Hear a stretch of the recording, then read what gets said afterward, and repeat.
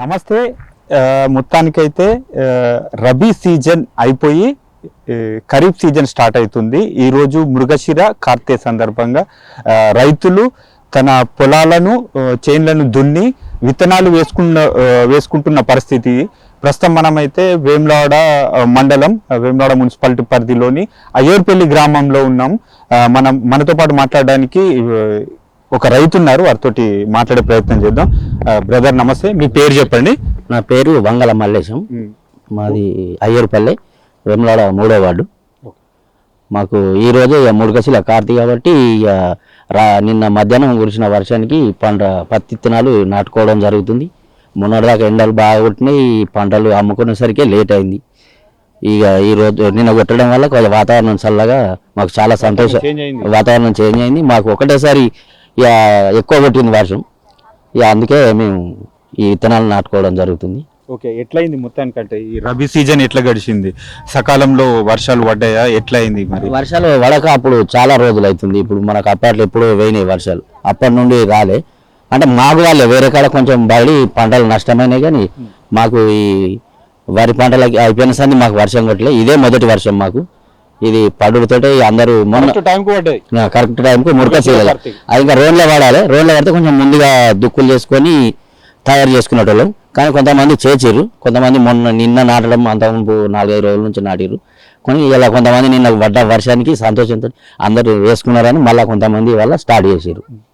So అంటే ఎట్లా start చేస్తారు? అంటే ఫస్ట్ పొలంకి వచ్చి ఎట్లా అంటే కొబ్బరికాయ కొడతారా? ఎట్లా కొబ్బరికాయ కొట్టి ఉబత్తులు ముట్టించి అందరికి బొట్లు పెట్టుకొని దేవునికి మొక్కి విత్తనాలు స్టార్ట్ చేస్తాం. వ్యవసాయ కూలీలు వచ్చారు కదా ఇప్పుడు, అంటే ఇప్పుడైతే యంత్రాలు వచ్చినాయి, అంటే నాటడానికి దున్నడానికి అన్ని యంత్రాలు వచ్చినాయి. ఇప్పుడు ఏంది పరిస్థితి? ఇప్పుడు మరి ఎట్లా? ఇప్పుడు వీళ్ళు వ్యవసాయ కూలీలు ఉన్నారు, వీళ్ళు ఎంత ఛార్జ్ చేస్తున్నారు? అంటే ఒక మనిషికి ఇంత అని ఛార్జ్ చేస్తున్నారు, ఎకరానికి ఇంత అని? అయితే యంత్రాలు ఉన్నాయి, కానీ పత్తి నాటడానికి సరైనది అది అనుకూలంగా మేము పెట్టలే వరకు అందుబాటులో లేదు, మా మొక్కన రాలే.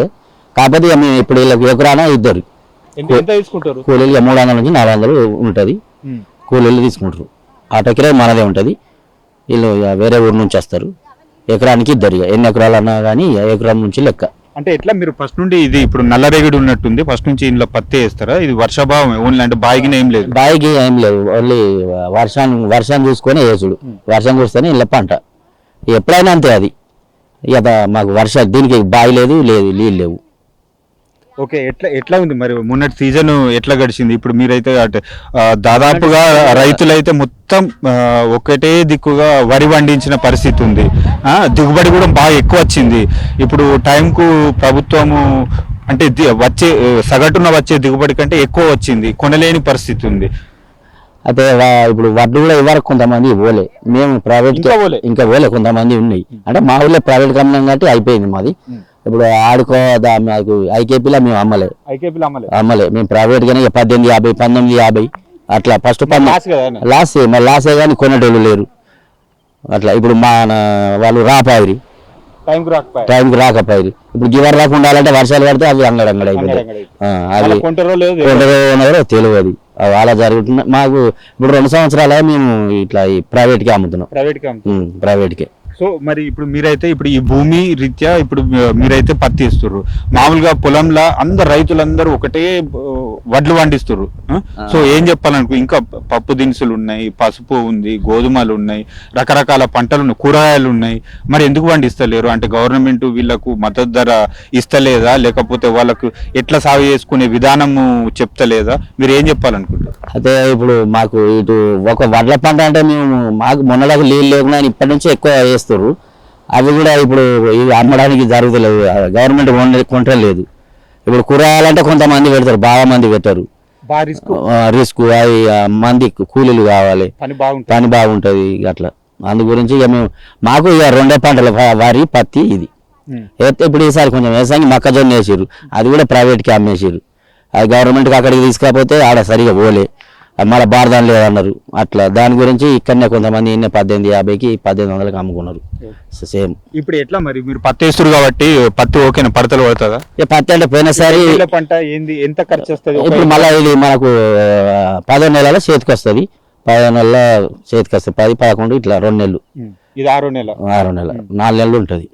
4 నెలలకు స్టార్ట్ అవుతుంది. ఏది ఇది మళ్ళీ ఇవాళ కురిసిన వర్షం రేపు కురిస్తేనే ఇవి ఈ 2-3 రోజులు కురవాలి.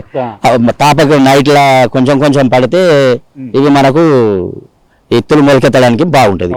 లేకపోతే మళ్ళీ రేపు ఎల్లుండి 2-3 రోజులు ఎండలు కొట్టినాయి అనుకో, ఇప్పుడు కరిపాదంలో పడుతున్నాయి, అవి ఖరాబ్ అవుతాయి. ఏంది పరిస్థితి ఇప్పుడు ఈ వారం రోజులలో పడకపోతే ఏంది పరిస్థితి? వారం రోజులు మళ్ళీ దేవుని మీద ఆధారం, దేవుని భారం అంతే. సో ఎట్లా ఇప్పుడు పత్తి వేస్తే ఎట్లా అంటారు మరి? ఇప్పుడు పడతలు పడుతుందా? ఒక ఎకరానికి ఖర్చు ఎంత వస్తుంది? ఇప్పుడు మాకు పోయినసారి 10 క్వింటాలు వచ్చింది, అంతవరకు 12-13 వచ్చింది, కానీ ఇక ఈసారి ఎంత వెళ్తుందో తెలియదు. మళ్ళీ కూలీలకి ఎక్కువ అవుతుంది. ఖర్చు దిగుబడి 2 ఎకరానికి మామూలుగా అంటే 15 దాకా వెళ్ళాలి, కానీ ఈసారి 10 వెళ్ళింది. ఈ కవులు అవి ఇవన్నీ చూసుకుంటే ఏం లాభం లేదు, ధరలు కూడా బాగలేవు. అట్లా ఇక ఏం చెప్తాం మరి, రైతులు ఫస్ట్ ఇక నష్టమైనా కష్టమైనా మేము చేసే పని అదే, తెలిసిన పని అది, వేరే కాడికి పోలేము కదా. అట్లా ఇక అది కష్టం వస్తుందా నష్టం వస్తుందా ఈసారి మిగులుతుందా అవన్నీ చూడడు రైతు. దేవుని మీద వేయాలి తీయాలి, ఆ చిన్న చూసుకోవాలి అంతే.